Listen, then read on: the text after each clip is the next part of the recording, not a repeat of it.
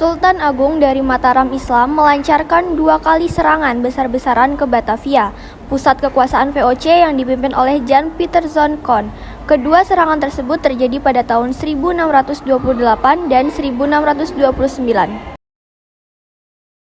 Menurut Siti Marifah dalam bukunya Berlawanan Sultan Agung terhadap VOC 1628 sampai 1629, latar belakang Sultan Agung melawan JP Koen adalah 1. Sultan Agung merasa terancam oleh kehadiran VOC di Batavia yang dapat mengganggu kepentingan Mataram di pantai utara, Jawa, dan Banten. 2. Sultan Agung merasa tersinggung oleh penolakan VOC untuk membantu Mataram dalam menghadapi musuh-musuhnya seperti Surabaya, Banten, dan Banjarmasin. 3. Sultan Agung menganggap Batavia sebagai kota yang merugikan Mataram, baik secara ekonomi maupun politik. 4. Sultan Agung ingin memperbaiki hubungan Mataram dengan Malaka, yang sering terhalang oleh campur tangan VOC. Salah satu caranya adalah dengan menguasai Batavia. Serangan pertama tahun 1628, pasukan Mataram yang berjumlah sekitar 10.000 orang berhasil menembus pertahanan VOC dan mendekati benteng Hollandia. Namun mereka tidak berani maju lebih jauh karena takut akan tembakan meriam dan senapan VOC yang mematikan. Banyak prajurit Mataram yang gugur dalam pertempuran. VOC tidak tinggal diam. Mereka mengirimkan bala bantuan sebanyak 300 tentara dan 100 warga sipil untuk menyerang pos-pos Mataram di sekitar Batavia.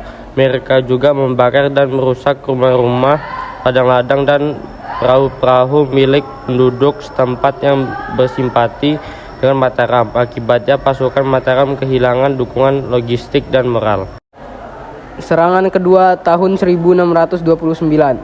Serangan ini dipimpin oleh 3 panglima Mataram, yaitu Kiai Adipati Juminah, Ka Purbaya, dan Ka Puger. Mereka membawa pasukan yang lebih besar, sekitar 20.000 orang. Namun mereka juga menghadapi kesulitan yang sama dengan serangan pertama. VOC menggunakan taktik bumi hangus untuk menghambat pasukan Mataram. Mereka membakar semua persediaan padi di sekitar Batavia, sehingga pasukan Mataram kekurangan makanan. Mereka juga memperkuat pertahanan benteng dengan menambahkan meriam-meriam baru. Serangan kedua tahun 1629. Berkaca pada kegagalan penyerangan pertama, Mataram mulai mengantisipasi kegagalan tersebut dengan membangun lumbung-lumbung beras baik di Karawang dan Cirebon. Namun, VOC berhasil memusnahkan lumbung-lumbung tersebut. Serangan kedua itu pun juga mengalami kegagalan. Namun, siasat Sultan Agung tergolong cerdik. Dia membendung dan mengotori sungai Ciliwung yang menjadi sumber air utama VOC. Dari sanalah wabah kolera muncul hingga menewaskan banyak orang VOC, termasuk diantaranya Jenderal JP Koen yang juga meninggal dunia. Akhir perselisihan Sultan Agung versus JP Koen. Saat kerajaan Mataram mengepung benteng Bomel, terdengar berita kalau Jenderal VOC saat itu, yaitu JP Koen, sudah meninggal. Kejadian ini terjadi di tanggal 21 September 1629. Dalam situasi yang sudah sangat kritis, Belanda semakin marah dan semakin brutal dalam menghadapi serangan Mataram. Dengan menyiapkan persenjataan yang lebih baik dan lengkap, Belanda dapat menangkal serangan dari Mataram. Pasukan Mataram pun semakin melemah dan akhirnya kembali ke Mataram. Ucapkan terima